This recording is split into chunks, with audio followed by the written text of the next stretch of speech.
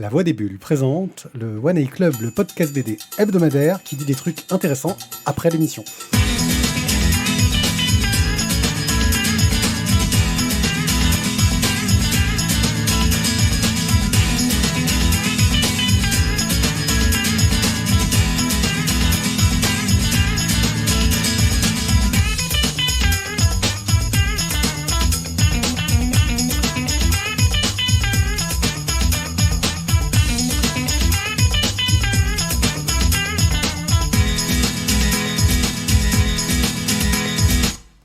Coucou les gens, j'ai un son qui sort d'un endroit qui devrait pas sortir. C'est trop bizarre.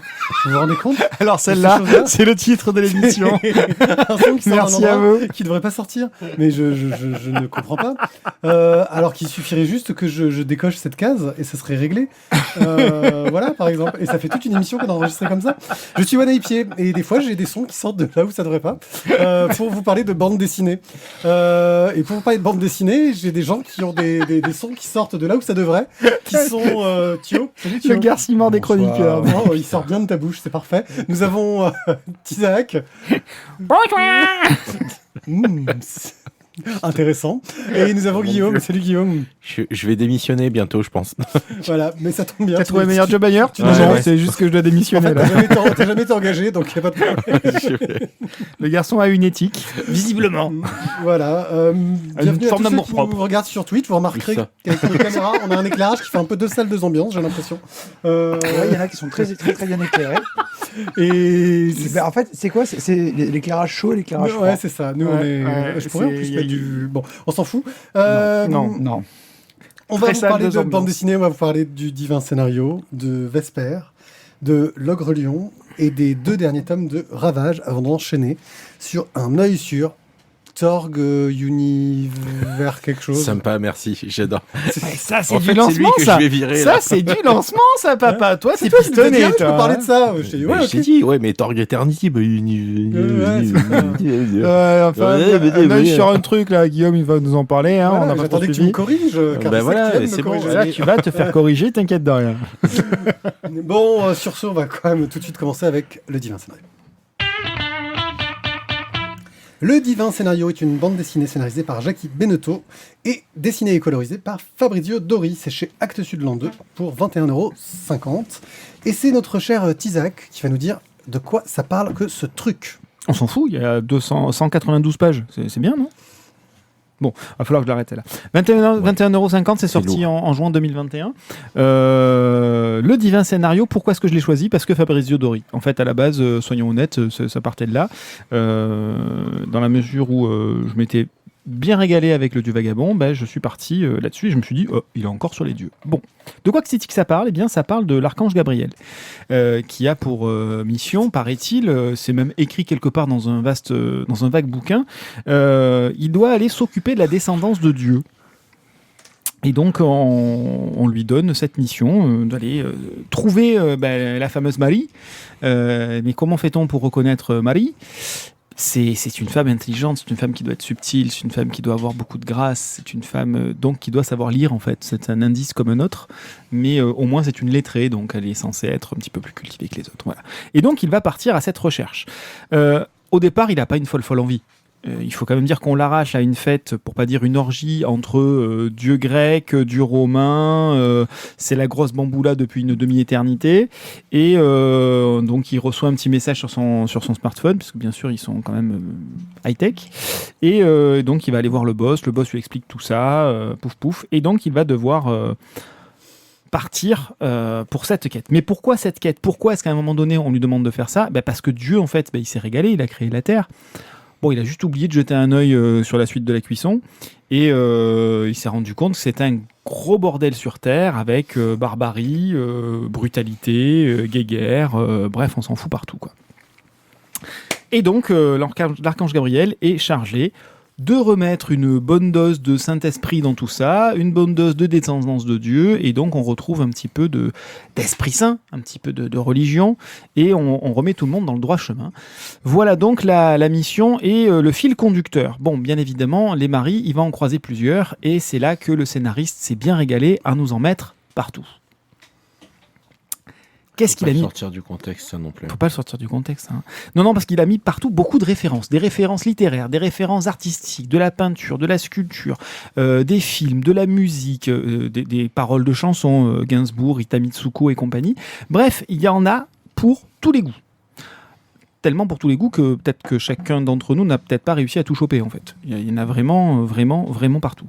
Donc on va avoir une sirène tout droit sortie de l'Odyssée d'Homère, on va avoir Sherazade des Mille et Une Nuits, on va avoir les As de Fragonard, Madame Bovary, Marilyn Monroe, voilà. Alors que les sirènes normalement elles ne nagent pas dans l'Odyssée Non, d'Homère. mais c'est pas grave. Voilà. Écoute, tu nous feras une chronique, mais que sur ce passage-là du livre, s'il te plaît. Et on a même donc Dante qui est quand même présent dans les Divine Comédie. Pouf pouf, il est là, il fait partie du stuff quoi. Bref, c'est un gros bazar, mais c'est sympa. Salvatore Adamo, quand même. Oui, je peux pas tout faire, je peux pas tout dire tout le monde. Ah oui, il y avait Il y a des on peut milliers pas de tout faire. références. Ouais, Et voilà, Mais parce que non, c'est pour dire qu'il y en a ça, pour tous les âges. et pour tous les âges. Oui, mais en même temps, Homer, on est pas mal déjà. Papa Outé. C'était pas Homer Simpson. Merde. Et donc le truc sympa, puisque Mathieu est en train de faire ça en fait, hein, il a pris le profil d'une œuvre à la fin et il y a le résumé en fait de l'intégralité des références qui sont posées dans le bouquin. Donc ça permet aussi de se replonger dedans a posteriori pour aller rechercher, faire un petit peu la chasse au trésor. Côté dessin, donc pour moi c'était mon point de départ, une pure régalade. Les personnages expressifs, une couleur qui est vraiment pétante. On a pris plein de codes des enluminures. Donc Fabrizio Dori s'est vraiment régalé. Donc bref. C'est un petit peu un empilement de successions, de références, de situations pas identiques mais presque. Mais au final, on passe un très bon moment. En tout cas, à titre personnel, j'ai passé un très bon moment. Bravo. Un respect du timing parfait. Ben oui. Bravo. J'ai dit que ça faisait 192 pages. Ouais. Alors, juste, je suis désolé, je me permets, je prends la parole. Je viens de remarquer un petit choral que tu as là. Lequel? Le fameux donc bref à la fin de ta chronique, que je trouve très rigolo, puisque tu es quand même un des rares à aller tout le temps au bout, tu vois, du temps de la chronique. Ah, donc je fais le bref, mais voilà. pas bref. Alors, tu sais quoi? C'est bon, merci, j'ai participé, je vais vous laisser tranquille pour l'émission maintenant. Mais c'est peut-être un peu l'idée, c'est-à-dire que le donc bref, j'essaye moi de me couper. Donc, ta gueule toi-même. Donc bref, toi-même, sois bref. Ça marche pas. Qui Ça pourrait être pire. veut parler du divin scénario? Non. Waouh. Allez, je me lance. Ah ouais, Vas-y. tant que ça. Ah putain, vous êtes Je régalés me les gars. lance. Alors, le divin scénario. On va tout de suite partir du truc facile, c'est le dessin. Fabrizio Dori a un dessin superbe qui va beaucoup chercher, oui, dans la Renaissance, mais aussi sur les décors. Il joue beaucoup avec les styles de l'histoire de la peinture. Il varie son style d'un chapitre à l'autre. Donc ça, et une narration aussi qui marche très bien. Voilà. Moi, j'ai vraiment apprécié cette façon de raconter. Voilà. Et d'un point de vue de narration, il y a ce décalage entre le très contemporain, c'est-à-dire que l'ange, il voyage à travers les époques, parce que le temps ne veut rien dire pour lui, en fait. Tout en parlant comme un jeune à la cool, j'ai envie de dire, et il rencontre des gens qui parlent comme à leur époque, avec leur langage plus ou moins empoulé, qui reste très caricatural du langage de l'époque, j'imagine. Et puis qui est surtout un ange, bon, voilà, il n'hésite pas à cueillir la pomme, on va dire, un peu partout où il va. J'ai rappelé qu'ils allaient commencer oui. par une petite fête un petit peu orgiaque. Hein. Ouais. Lui, là, toutes les maries, il faut qu'à un moment donné, elles tombent amoureuses de lui, quoi. C'est Gabi. D'où vient l'expression Marie, couche-toi là? Ouais, peut-être. Mais c'est surtout une bande dessinée. Donc voilà, il a un smartphone qui fait sortir la blanche colombe. Enfin, c'est plein d'anachronismes, de trouvailles rigolotes. Et puis il contrôle la colombe avec son smartphone. Oui, mais non, parce que la colombe elle peut changer de forme juste pour le faire chier aussi. Oui. C'est un bug dans l'application. C'est super bien raconté et on passe un agréable moment juste en le lisant comme ça. Surtout si on a quelques références. Et je pense qu'il est difficile de toutes les avoir, ne serait-ce que tu parlais des références musicales. Salvatore Adamo, la chanson, je la connaissais pas. Celle-là en particulier, ou je l'ai peut-être déjà entendue, je vois pas laquelle c'est. Donc on passe à côté de certaines références, parce que parfois elles sont discrètes, parfois elles sont violentes.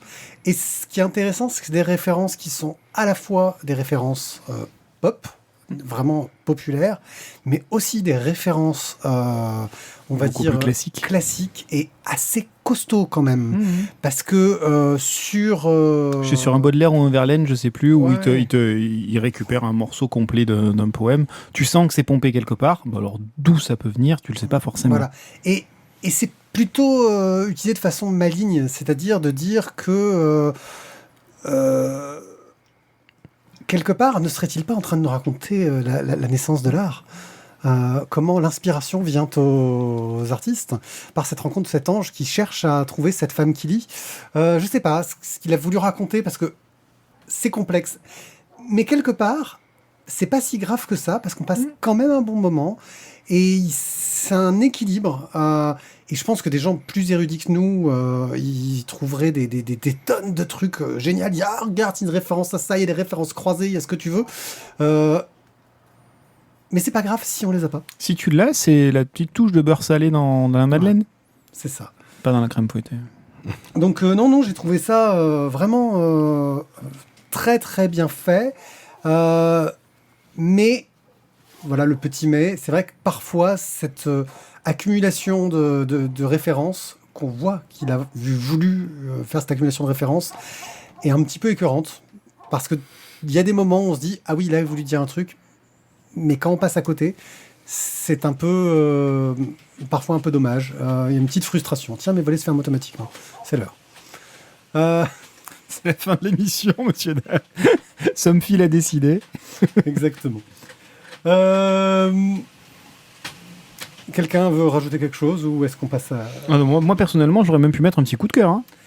Et moi, c'est ce côté cul entre deux chaises qui est un peu difficile, quoi. Putain, je sais pas pourquoi, je sens que la fin de saison va être compliquée en coup de cœur.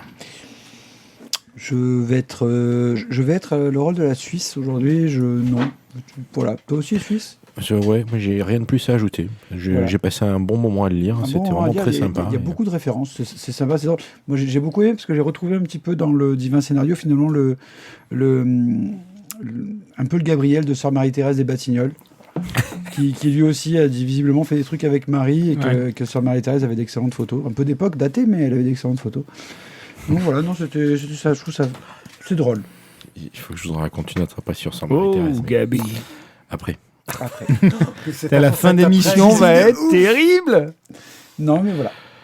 Alors, peut-être qu'on peut faire ça sur le Discord. Rejoignez-nous sur Discord en vrai. Si vous voulez participer. Je sais pas, ce serait une option. Why not? Faut que je configure mon Discord qui n'est pas du tout configuré sur le PC, mais ça pourrait se tenter. Et ben, on va pouvoir passer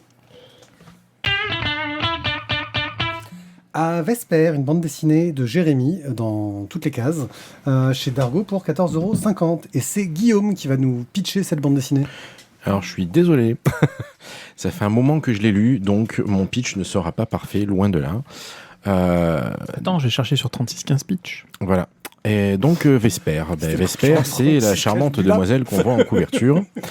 En gros, pour faire simple, voilà, on a un peuple sur une île un petit peu éloignée du continent qui se retrouve acculé et décide donc d'émigrer vers le continent pour arriver à s'en sortir. Bien sûr, les autres territoires du continent ne voient pas arriver cette émigration du bon œil et vont même jusqu'à parler d'une invasion. Donc, une guerre s'ensuit, des alliances, des machins, bref. On arrive en pleine guerre.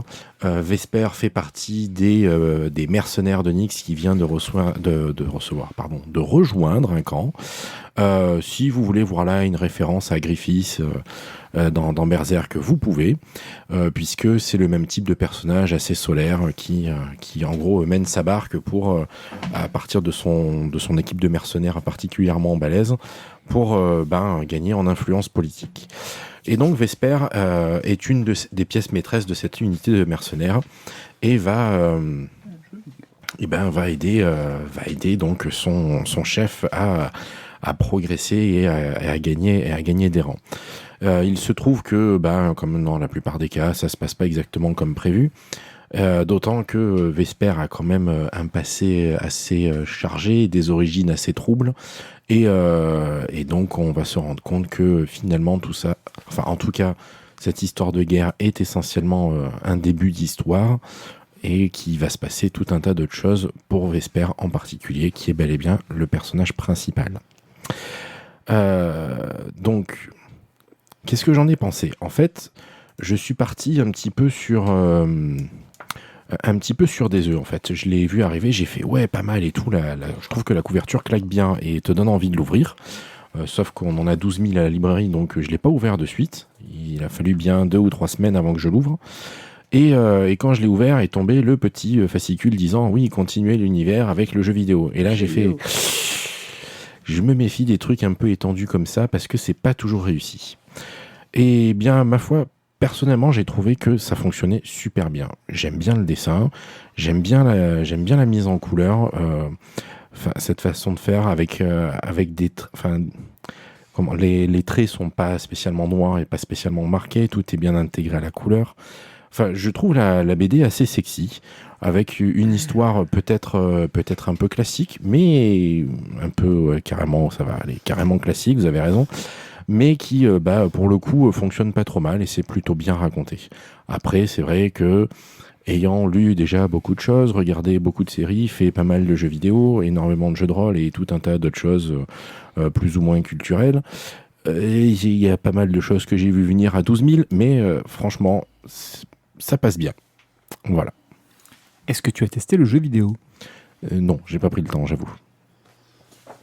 Tu sors. Non, j'ai pas fait le jeu vidéo non plus. Non mais... Ah, pardon, excusez-moi, d'accord. Je pensais... écoute, ça a été conseillé par notre libraire. Forcément, c'est un libraire de qualité. Et donc, je suis... Quand je l'ai eu directement dans mon sac, moi, je suis parti avec. J'ai lu ça de suite. Tu l'as pas payé ? Non, ça, c'est lui qui nous les prête pour qu'on le lise. Ah. Ouais, tu sais, j'ai une conscience, je vous fais pas tout payer. Je vous en prête un peu aussi. C'est un peu comme le crack, t'en donnes un Si peu. tu vois, on parlait de capitalisme tout à l'heure, je suis un mauvais capitaliste, je suis un peu con, je prête. D'ailleurs, il faut qu'on en reparle là. Alors, effectivement, le Je prépare un scénario petit n'est pas foufou. Clairement, on n'a pas, c'est pas d'une originalité folle. Mais c'est bien mené parce que c'est assez dynamique. Voilà, on est en train de le perdre. Je meuble le temps qui... Vas-y, c'est bon, j'ai assez meublé. J'en ai deux, trois autres qui ont arrivé. Ça suit. Ouais. Et donc, c'est assez dynamique. Il y a une histoire qui est quand même assez riche parce que les rebondissements quand même vont assez rapidement. T'as pas un état qui va durer longtemps et d'un coup ça va se décanter. Non, c'est que les actions s'enchaînent. Gros rythme, très sympathique à lire. J'ai bien aimé le dessin. C'est vrai que peut-être que la couve, elle fait un peu old school. Elle te rappelle un petit peu, tu vois, du... comment il s'appelle Le droit. Ouais, merci. Voilà. Merci Azertov. Ça te rappelle un peu du Le Droit. Mais écoute, non, un petit plaisir régressif. Voilà, je me suis bien régalé avec le petit Vesper. Voilà. Et pas moi. Mais il en fallait bien. Hein. J'ai trouvé ça très beau, rien à dire. C'est magnifique. Mais cliché, le méchant gars qui veut prendre le pouvoir, qui a une tête de méchant gars qui veut prendre le pouvoir avec les petits sourires. Quand on le dessin, il a vraiment un sourire de en vrai, je suis un méchant. Entre Is No Good et Sarkozy. C'est un peu ça. Tu vois, les méchants prêtres, parce que les prêtres, en fait, dans ce monde-là, ils sont pas gentils. Pas que dans comme ce monde-là, dans tous les mondes d'heroic fantasy en général. C'est pareil, je m'insurge. Les prêtres que je joue sont très gentils. Bon, ils te mettent le marteau dans la gueule quand t'es pas d'accord, mais ils sont très gentils. Toi, tu es gentil, toi. Bah oui. Attends, il faut que tu montes le plan de référence qui m'a beaucoup fait rire. Il y a des... Comment dire, des références qui sont parfois un petit peu fortement marquées. Parce que cette image très inédite du jeune gars aux cheveux blancs dans sa baignoire torse nu, je l'avais jamais vue. Mais jamais. Aucune œuvre de fantasy récente n'a utilisé cette image du beau gosse aux cheveux blancs dans sa baignoire. Tu vois, c'est quelque chose de totalement de l'inédit, quoi. Viens voir le sorceleur. Voilà. Viens voir le sorceleur. Et quelque part, n'aie pas peur. Viens. Même si Voilà. je dois l'admettre, presque à contre-cœur. Parfois, ça va dans des directions que j'attendais pas forcément au niveau de la narration. ça reste quand même, tu as un lourd secret, un passé difficile qui va machin chose.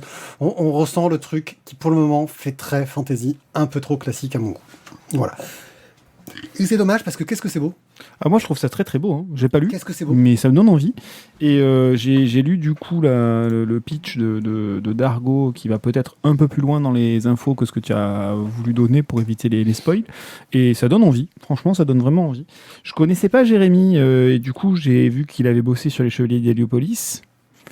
Voilà, c'est pas dégueu. Il me semble qu'il a bossé aussi sur Et Complaint Barracuda. d'Élan perdu. Complaint d'Élan perdu, je crois qu'il a fini un tome.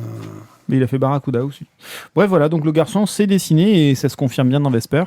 Et moi, le scénario, j'ai trouvé ça, je sais pas, dans ce qu'est raconté dans le pitch, dans ce que nous a dit Guillaume, moi, ça m'a plutôt donné envie. Voilà. C'était son avis du gars qui l'a pas lu. Qui l'a pas lu, mais qui donne envie. Parce que ça lui a donné envie, quoi, c'est tout. Ça m'a donné Et envie. quand on a que l'envie, c'est Vesper de Jérémy chez Dargo pour 14,50 €. Encore un truc sur de là. Quand on a que l'envie. Quand on a que l'envie, il faut nous donner des sous sur Tipeee. Tipeee, c'est une plateforme qui permet de nous envoyer de l'argent, tout simplement. C'est pas très compliqué. Et donc, vous choisissez, si à chaque émission, vous nous donnez une certaine somme, ça peut être 1 euro, ça peut être 25 000 €, Un lingot. 100 millions de dollars, comme ils disent chez mon libraire favori. Non, c'est $1 million, please. Voilà. Ou ça peut être pas grand-chose, et puis vous pouvez dire, ah non mais, je veux bien leur donner 100 millions de dollars, mais pas plus d'une fois par mois. Vous avez le droit. Moi, j'aime bien, c'est un concept plutôt clair, net, précis, quoi. Tu vois, Voilà, parce qu'il ne faut pas abuser non plus. Non, Bref, vous pouvez Ça vous me fait limiter. penser à une vieille chanson, tu sais. Faut que tu craches, faut que tu payes. Ça nous- Faut que tu payes. Pas possible que t'en Ça nous permet de réchapes. nous acheter du matériel, des bières aussi, il faut l'admettre, d'inviter des Ah non, des non, les auteurs bières, on les paye, hein. quand la situation sanitaire le permet. Et si vous voulez nous soutenir autrement, vous pouvez aussi aller chez les images qu'il y a sur le site lavoidesbulles.fr qui illustrent les articles, qui vous permettent d'aller chez Bubble, qui vous permet de commander vos bandes dessinées chez votre libraire favori ou directement chez eux. Parce que ils veulent des sous aussi, mais c'est mieux chez votre libraire favori. Je valide. Ouais, parce que tu es notre libraire favori. C'est ça. Voilà. D'ailleurs, vous faites pas tant de clics sur Bubble que ça, vous. Oui, non, c'est pas terrible, je sais. Mais ça, c'est parce qu'on n'attire pas les gens, je sais pas ce qui se passe. Bon, sinon, vous pouvez parler de nous pour qu'ils écoutent notre émission et qu'ils cliquent ensuite pour aller chez Bubble. Voilà, hein, c'est la solution. C'est pas mal aussi. En parlant d'auteurs invités, il y en a qu'on voit régulièrement dans cette émission, donc on l'avoue tout de suite, on est un petit peu biaisé là-dessus. Car on va vous parler de L'Ogre Lion, tome 1, c'est le Lion Barbare. C'est dessiné, écrit par Bruno Bessadi et c'est colorisé par Jou. C'est chez Dracou pour 14,50 €. Et c'est Thio qui va nous en parler. L'Ogre Lion, donc le premier tome, le Lion Barbare, va nous parler donc d'un lion qui est retrouvé mais qui a perdu la mémoire et du jeune Wilt qui va être son compagnon de route lui pour essayer de s'émanciper, de se libérer, et pour le lion donc alors je sais pas comment on le prononce, Kageosi, Kogzi, comment vous le prononcez? Kegosi. Kegosi, voilà, comme ça du coup. Kegosi, j'ai oublié, je l'ai plus le. Voilà. Non mais Kegosi c'est. Non, je le garde. Ah oui, pardon. Kegosi. Donc, et on va suivre donc Kegosi qui va essayer lui de retrouver, on va dire, son passé parce qu'il ne se rappelle de rien. Mais il est un peu un lion au pays des Lilliputiens, parce qu'on va croiser en fait que des animaux anthropomorphiques qui vont en fait tous avoir la taille. Il va y avoir des souris, il va y avoir des lions, il va y avoir des lynx, d'autres animaux aussi. Et Kegosi a un petit souci, c'est que quand il s'énerve, il est occupé par l'esprit d'un démon qui est en fait un démon vengeur des herbivores. On pourrait se dire ça. Ça vous va? Ça vous va. Oui, c'est ça. C'est ça. Un dieu, plus qu'un démon, un dieu. Un dieu? Un dieu démon. Un dieu démon. Parce qu'en fait, c'est quand même un mec qui envoie du pâté, quoi. Il distribue des patates quand même. Et un dieu, ça envoie pas de patates.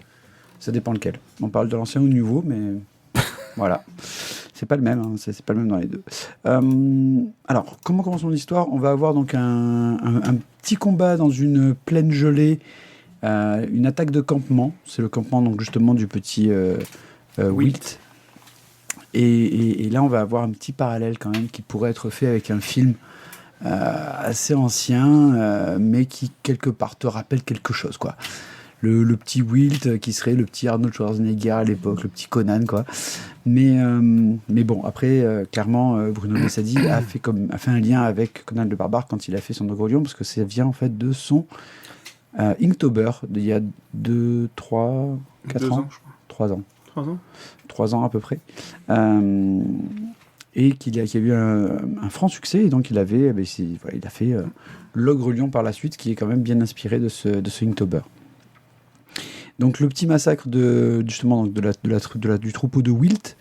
Le Wilt, donc il va s'enfuir avec Agosi, et ils vont partir donc tous les deux à la recherche, on va dire, du monde, et l'un s'enfuit et l'autre essaye de retrouver son histoire.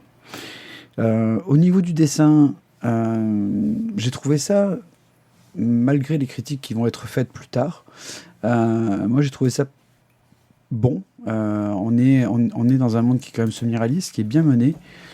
Justement, les différences de taille qui sont utilisées par Bruno Bessadi sur les différents animaux, ça fonctionne. Quoi.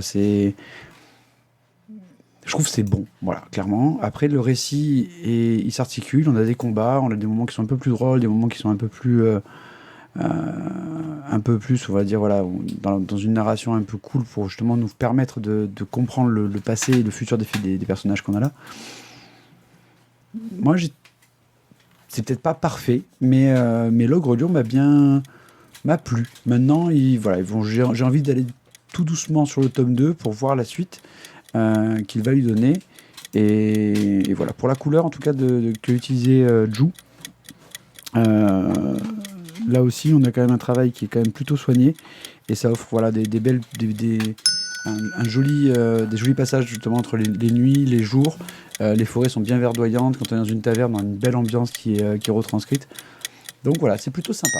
Moi, je suis plutôt fan. On était tous à se battre, parce qu'on l'a reçu en service de presse, et on va encore sans doute se battre pour savoir qui repart avec. Qui veut en dire quelque chose ? Qui veut commencer ? Moi, je ne serais pas forcément le plus sympathique là-dessus, parce que j'avais beaucoup d'attentes, justement en lien avec Inktober. Et j'avais été très très fan pour suivre Bruno sur les réseaux et les internets. J'avais énormément adoré les dessins qu'il avait postés. Son Inktober autour de tout ça avait été juste génial. Et au final, on va dire la charte graphique dans l'Ogre Lion n'est pas du tout la même au final. Et ça m'a franchement déçu, parce que quand on voit les dessins de Linktober, qui prennent pas forcément le même temps non plus après, hein, en termes de réalisation pour la sortie papier et tout ça, et la sortie BD, on est sur deux propositions qui sont quand même assez différentes, et je m'attendais pas à ça, et du coup ça m'a un peu chamboulé. Donc voilà, j'ai été un petit peu déçu.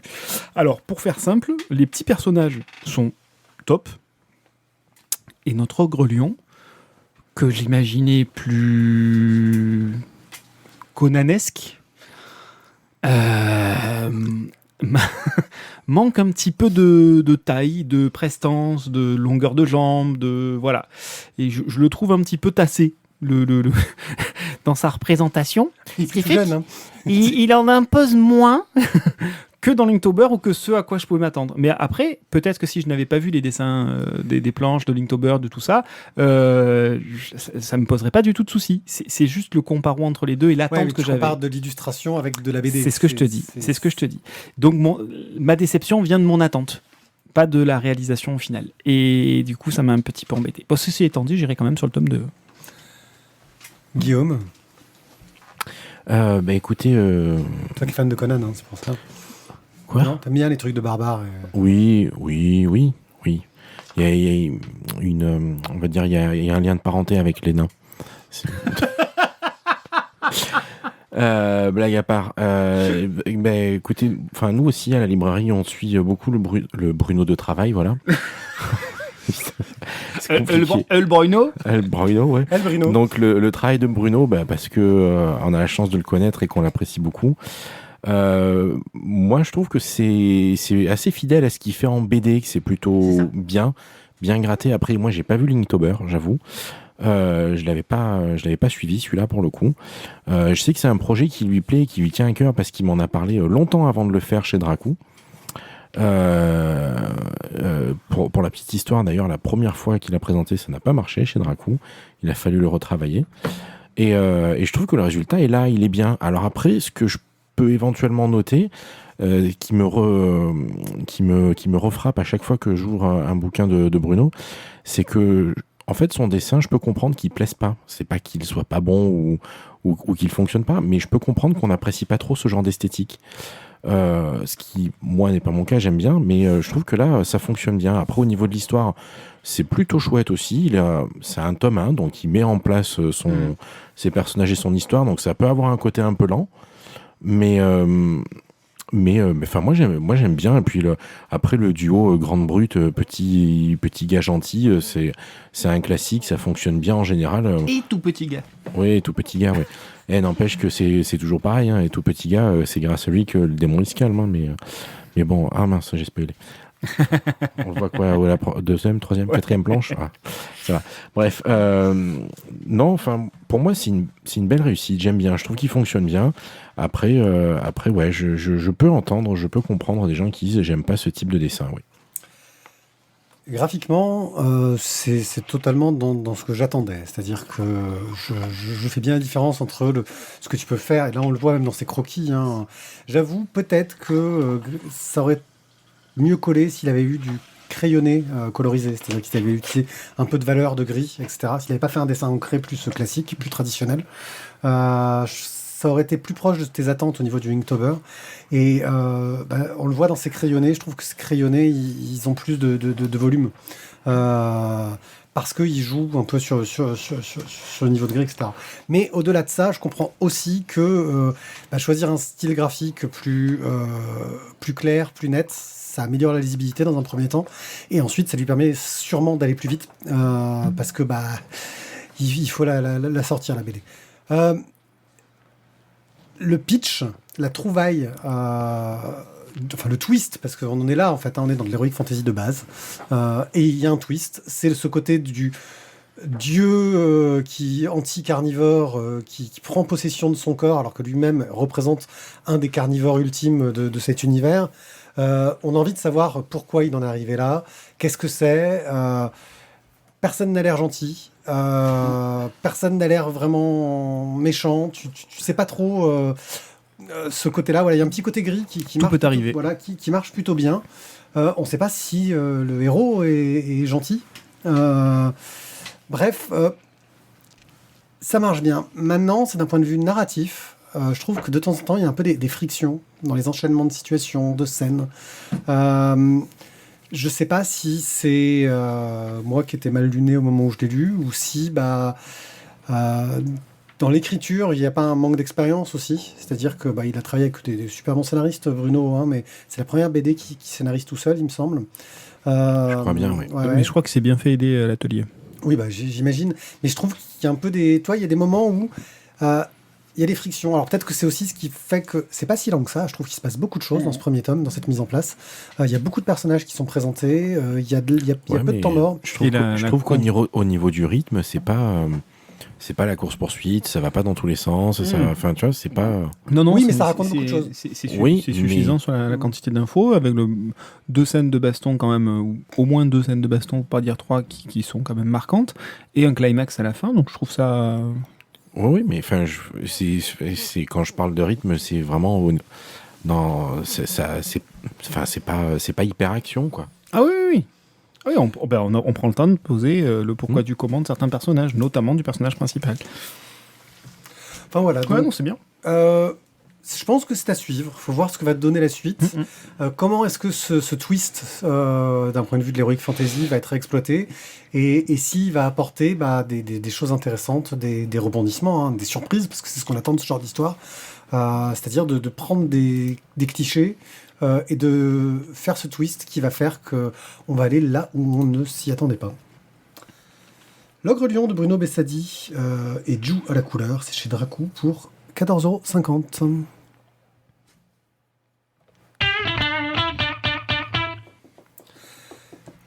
Ravage, nous allons parler des tomes 2 et 3. Pour rappel, j'ai préparé cette chronique de façon fort qualitative à l'arrache, donc les personnages vont avoir des noms tels personnage principal et autres. Donc le personnage principal de cette bande dessinée vit dans un monde futuriste. C'est un personnage plutôt assez traditionnaliste et ce monde est très axé sur la technologie où tout marche à l'électricité et c'est magique. Sauf que alors qu'il est venu essayer de récupérer la femme de ses rêves qui va tomber sous le joug d'un méchant impresario qui veut l'exploiter pour en faire une star, et pas que.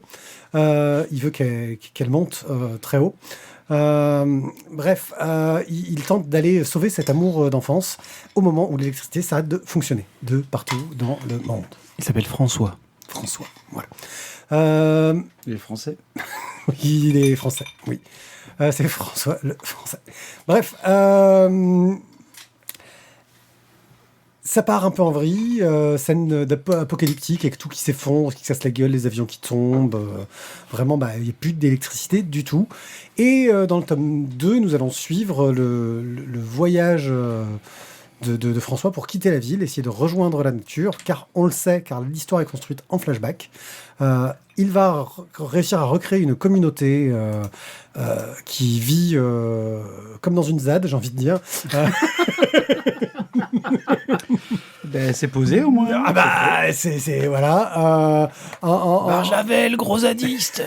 Voilà, en cultivant leurs choses. Et lui, il a un gros problème avec tout ce qui est modernité et choses nouvelles, car il sait que si on s'engrange là-dessus, c'est l'apocalypse qui reviendra. Ça marche bien. Moi, j'ai adoré le roman Ravage que j'ai lu il y a très longtemps, donc j'en ai un souvenir. Voilà.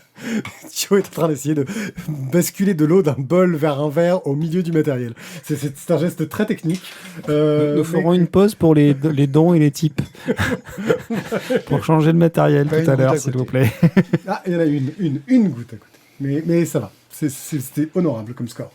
C'est pas de l'eau. Ouh. Yokan en poudre, j'en mettrai la main à couper. Donc, Il a fait l'hélicoptère, on a pas tant bu que ça, quoi. on retrouve dans ces deux tomes tout ce suivi de comment est-ce qu'il se réorganise et surtout cette lutte finale où le vieux François va devoir se battre contre quelqu'un qui a découvert un truc de fou. C'est que quand on met de l'eau dans un truc qui chauffe, ça crée une forme de pression qui peut être exploitée pour faire marcher des trucs. Mais du coup, c'est le retour des machines. Ouais. Denis. Des points qui m'ont marqué, ce qui reprend ce côté un passage dans un asile où des gens commencent à développer des pouvoirs, qui était un passage que j'avais trouvé très intéressant dans le bouquin de Barjavel, mais dont je voyais pas trop, à part pour créer une péripétie intéressante, comment ça s'inscrivait dans le récit. Là, c'est pareil, donc c'est très fidèle. Je vois pas pourquoi ça s'inscrit dans le récit. C'est un passage, moi, qui m'avait marqué étant gamin. J'avais trouvé cette scène géniale. Mais avec le recul, tu dis, oui, c'était génial, mais ça fait pas avancer le schmilblick, quoi, à part mettre une mésaventure au milieu de la balade. Et j'ai quand même un regret, c'est que Ravage est peut-être pas le bouquin qui était le plus lu de Barjavel. Et ce passage où il redécouvre l'eau et compagnie, enfin, quand il redécouvre la vapeur, etc., c'est la chute du bouquin. Et là, c'est annoncé dès le départ du premier tome. Bref, ça marche bien, c'est plutôt fidèle, ça casse un peu la révélation finale. C'est bien dessiné, mais ça vaut pas le livre. Voilà, c'est peut-être une sorte de malédiction sur les Barjavel, ça vaut pas le livre. C'est compliqué d'arriver à faire quelque chose d'aussi précis en un nombre de pages limité, en une quantité de texte limité. Et après, je te dirais qu'il y a sans nul doute aussi, si tu relisais aujourd'hui le même bouquin, tu en as gardé un souvenir ému, tu as gardé ta petite Madeleine. Moi, c'était pareil avec La Nuit des Temps. Voilà, je suis à peu près persuadé qu'en le relisant, on aurait sans doute une comparaison et un ressenti un peu différent. Moi, perso, sur ce ravage, je me suis régalé parce que justement, il y a une proposition qui est très dynamique. C'est très moderne pour quelque chose qui est finalement si un petit peu âgé. Et ça marche divinement bien. Et on est dans des préoccupations totalement actuelles. Ce que tu disais un petit peu tout à l'heure, Pierrick, ça fait partie des discussions que tu as autour de l'homme et la technologie, où l'homme, en fait, en tant que animal, en tant qu'évolution d'animal, tu le fous seul dans la nature, c'est une grosse buse. Et on est en haut de la chaîne alimentaire parce qu'on a été capable de créer des objets. J'ai vécu 2 mois et demi sur Internet, monsieur, et j'ai survécu. C'est ça, sauf que concrètement, demain, il y a un blackout, il y a ce ravage quelles sont les personnes qui ont les compétences pour reconstruire l'intégralité de cette société? On ne transmet pas d'une génération à l'autre l'intégralité de cette société, on s'appuie sur les constructions précédentes et on va pouvoir mettre en parallèle justement l'évolution de l'être et par rapport à l'évolution de sa société. Et là, quand on retrouve des personnes qui vont commencer à développer des choses physiques ou psychiques, on passe à on montre justement que le retour à la nature va inciter l'être humain à se redévelopper physiquement et à repartir dans un stade d'évolution. Voilà, c'est juste un petit, pas une petite parenthèse par rapport à ta remarque de tout à l'heure. Et je trouve que pour le coup, le propos reste totalement d'actualité, mais alors à une puissance impressionnante, je trouve, par rapport à l'âge du bouquin. J'aurais confirmé sur le côté... D'ailleurs, je trouve l'adaptation plus réussie que La Nuit des Temps, parce qu'il y a une... justement, il y a une modernisation du propos. Il y a une vraie réadaptation, je trouve, de l'histoire qui marche bien. Et voilà, on est sur... quelque chose de difficile dans le ravage d'origine. Je crois qu'ils avaient des distributeurs ils avaient le lait courant dans les appartements, tu vois, c'était le futur, tel que l'imaginait Barjavel. Oui, parce qu'on n'utilise plus le distributeur. L'amour, quoi. Au mur, tu as le robinet d'eau froide et d'eau chaude. Et tu as le robinet de lait et tu as le robinet de jus d'ananas.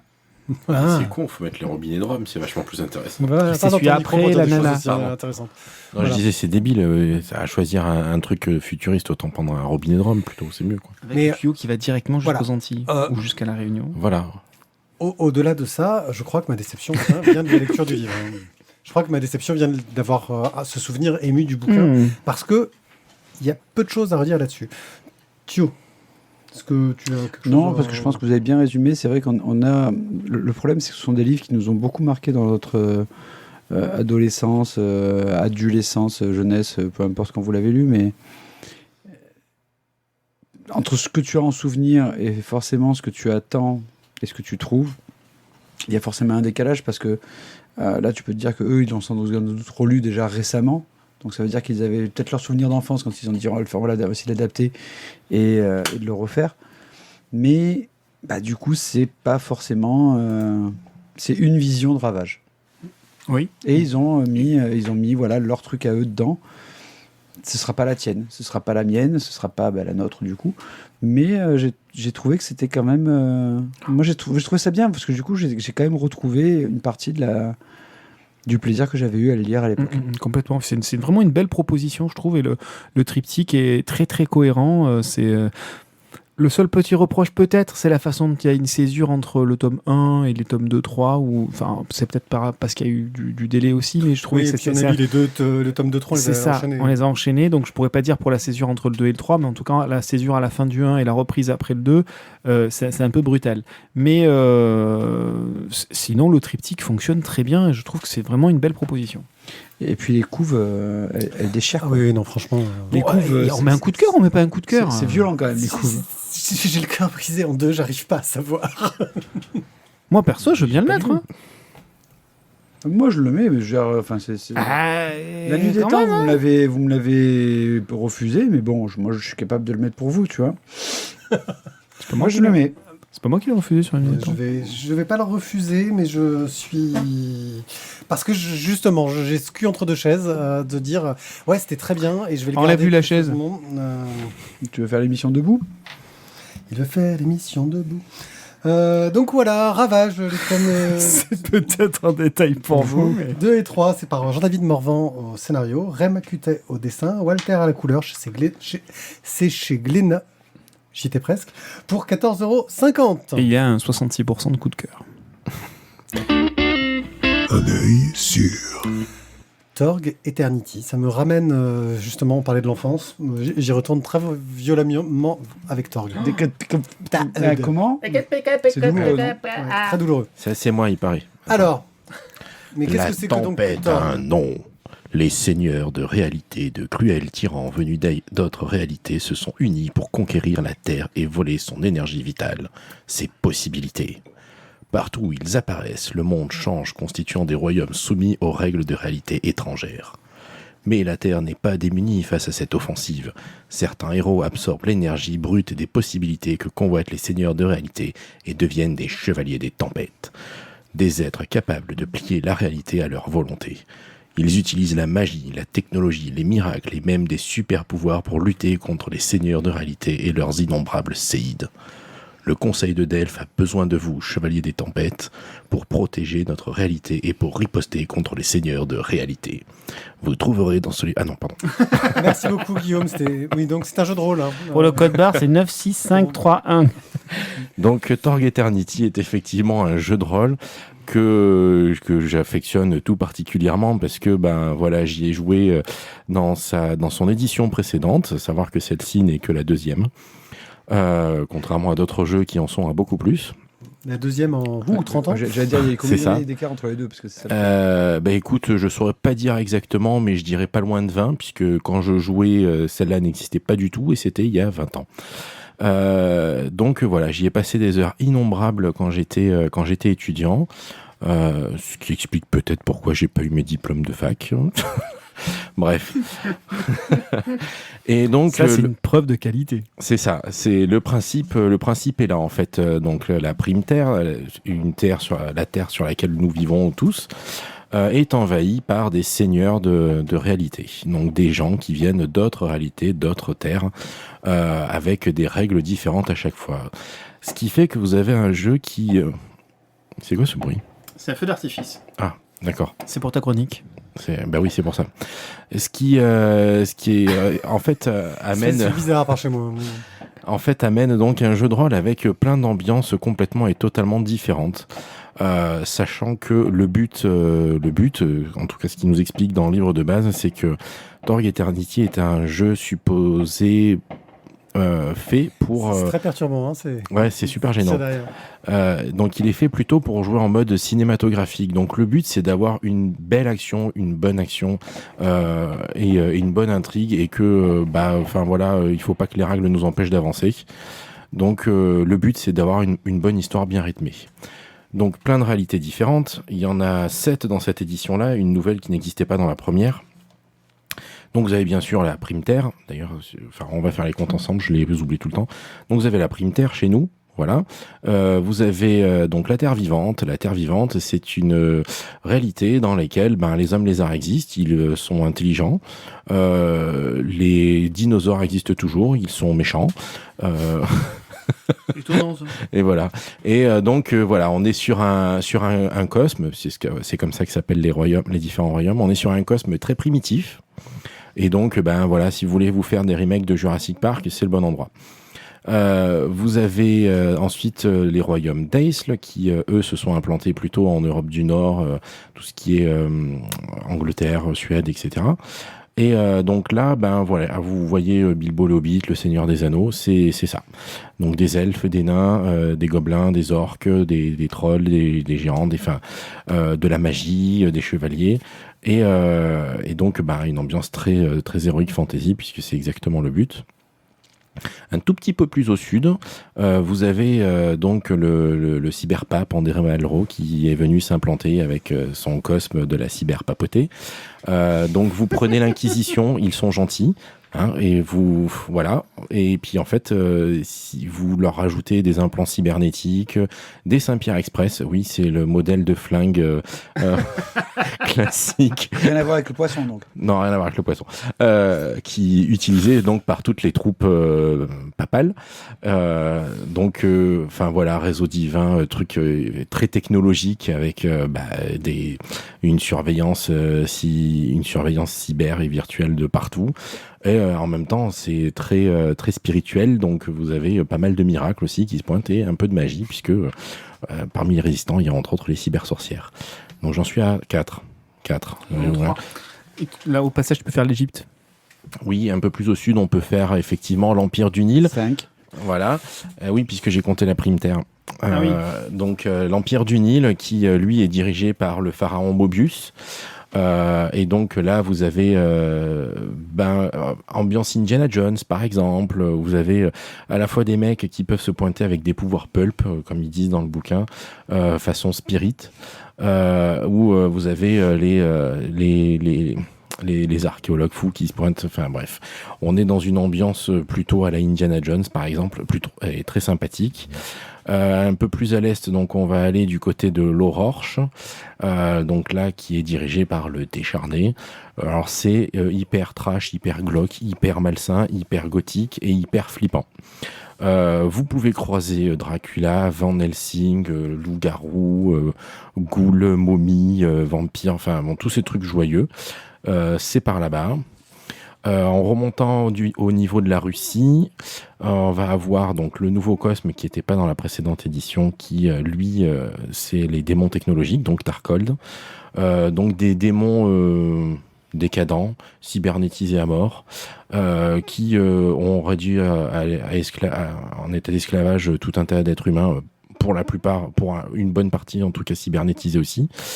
Et bien sûr, ça se frictionne là-bas, hein, parce que les esclaves sont pas toujours d'accord avec les maîtres et vice-versa. Et enfin, tout à l'est, vous avez la Pan Pacifica, où là, on n'a pas forcément de seigneur dirigeant vraiment établi. Et là, ça intrigue de partout dans tous les sens, en mode Yakuza, samouraï, bref, on peut faire plein de choses rigolotes là-bas aussi. C'est très sympa.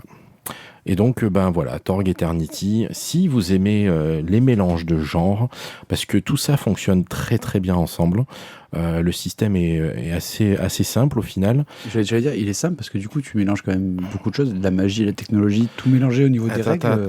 J'ai oublié des petits détails. Donc, tu as la technologie, les réalités sont définies par 4 axiomes, donc leur axiome de technologie, leur axiome spirituel, leur axiome magie et leur axiome social.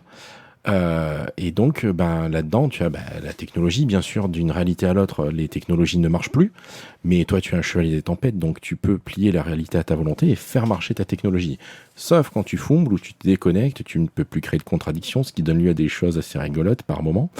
Il faut se reconnecter, sinon tu n'arrives plus genre à faire marcher un flingue, enfin en tout cas en terre vivante.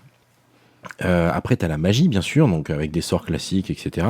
Tu as, comme il y a de la spiritualité, tu as des miracles, hein, en mode, en médiéval fantastique, par exemple, un prêtre, il prie et il lance des sorts de prêtre. Donc là, ils appellent ça des miracles. Et puis, il y a les psys aussi, chose qui, si je me souviens bien, n'existait pas trop dans la première édition. Tu as les psys aussi maintenant. Là, c'est plutôt indexé sur l'axiome social.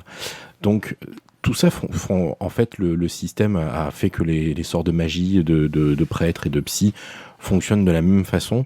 Ils sont juste appelés différemment et dépendent d'un axiome différent. Et après, les scènes d'action sont rythmées avec donc il y a un paquet de cartes qui est nécessaire pour jouer. Et les scènes d'action en fait te permettent les scènes de combat sont rythmées par une carte. Chaque round, tu retournes une nouvelle carte. La carte dit qu'il y a l'initiative. Est-ce qu'il y a des ressorts? Par exemple, tiens, ce coup-ci, vous avez un gros coup de fatigue, vous prenez des points de choc, ou là, vous êtes surpris par un truc, vous perdez votre tour. Et la carte dit qu'il y a l'initiative, donc les vilains ou les héros. Après, chacun se débrouille pour jouer comme il veut dans le tour. Tu as aussi des cartes de destin que tu remontes en main qui te permettent de jouer des effets. Par exemple, tiens, je gagne un point de possibilité, ou tiens, je vais donner un bonus à cette action-là, ou là, je vais donner un malus. Et bref, ça te donne une dynamique assez sympathique au moment des scènes d'action. Et puis après, tu joues avec un des 20. Plus tu fais sur le dé, plus tu as de bonus à ta carac ou à ta compétence pour savoir si tu réussis. Ouais. Donc voilà. Et le but, c'est ça. C'est vraiment s'amuser et te faire des scènes d'action pas croyables avec des courses-poursuites de furieux. Et oui, tu peux complètement t'amuser à faire mon Dieu, je suis coursé par un T-Rex, vite, il faut que je parte avec ma bagnole. Sauf que si je me plante et que je me déconnecte, la bagnole, elle marche plus. Appuie sur le champignon, ça veut pas. J'ai calé. C'est ça. Putain, casse-toi, connecte-toi. Donc c'est très très fun. Et donc c'est un jeu que j'affectionne beaucoup parce que je me suis vraiment éclaté quand j'étais étudiant. Voilà. Donc Torg Eternity, il y a 27 ans entre les deux éditions. Ouais, ça doit être ça. Voilà, si tu veux tout savoir, 90 la première, 2017 la deuxième. Ouais, c'est ça. Ouch. Eh bien, et c'est édité chez Black Book Édition. Oui, en France. Tout à fait. Voilà, si j'ai bien fait mes Il devoirs. y a un kit d'initiation gratuit. Oui, un petit kit gratuit qu'on peut télécharger en PDF. Juste pour savoir, c'est abordable pour des gens qui n'ont jamais fait de jeu de rôle. Le kit d'initiation, tu penses pourrait pas Alors, le kit d'initiation en question est prévu justement pour que le jeu et les joueurs apprennent à jouer. Moi, le petit défaut que je lui trouve, c'est celui que je vais utiliser samedi là pour la table de découverte à la librairie. C'est que comme j'ai déjà joué, je voulais faire découvrir aussi le système de cartes. Donc j'ai bricolé un tout petit peu les scènes pour que le système de cartes s'inclue dedans. Parce que le kit d'initiation simplifie le jeu à mort pour qu'on n'ait pas besoin des cartes. Il n'y a pas les cartes d'action, il n'y a pas le livre de base, ce qui fait que c'est vraiment que le petit PDF de... Ouais, c'est ça. Le PDF est suffisant pour jouer, ça te permet de découvrir le truc. En gros, tu vis l'invasion de... T'es dans je sais plus trop quelle ville américaine, et tu vis l'invasion de la Terre vivante. T'es en train de regarder un match de baseball et tu te fais agresser par des hommes lézards. Allez, bonjour. Ah, sympa les gars. Faut survivre maintenant. Oui, on va faire ce qu'on peut. Ok, bon. Ça donne envie ton truc quand même. Ouais. Le jeu de rôle, C'est quand, c'est samedi ? C'est samedi, ouais. J'ai plus trop de place sur la première table, mais peut-être sur la seconde.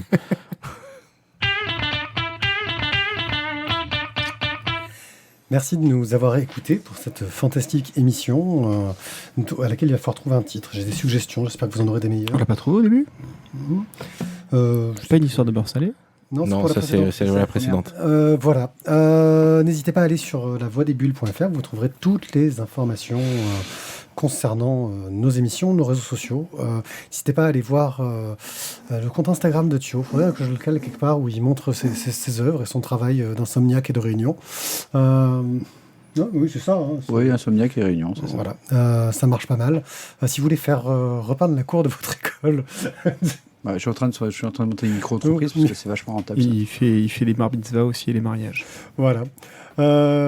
C'était pour te donner un peu d'actualité de la part. Je suis meilleur sur les enterrements d'habitude. Oui, c'est ce que nous avait dit le prêtre à notre mariage. Tous mes vœux de bon âge. Voilà. Non, mais donc, il y en a qui sont qualifiés, il y en a qui ne sont pas qualifiés, c'est ça. Chacun son domaine de prédilection, je veux dire. On ne peut pas être exceptionnel dans tous les domaines. Mais nous sommes exceptionnels dans tous les domaines de la bande dessinée, car nous parlons de tous les genres de bande dessinée, et même parfois de jeux de rôle. C'est fou. Sur ce, je vous souhaite... Ouais, parce que là, on va faire une partie, en fait. On coupe. Voilà, on coupe. Bonne soirée. Allez, au revoir. Non, mais on a une autre émission à enregistrer, là. Non, on va faire une partie. Non, on fait l'émission. Bref, on vous dit au revoir, ciao, et merci encore de nous avoir écoutés. Bye ciao, bye. Bye bye. À bientôt. Alors, du coup, samedi, je ne viendrai pas, parce que je vais aller faire un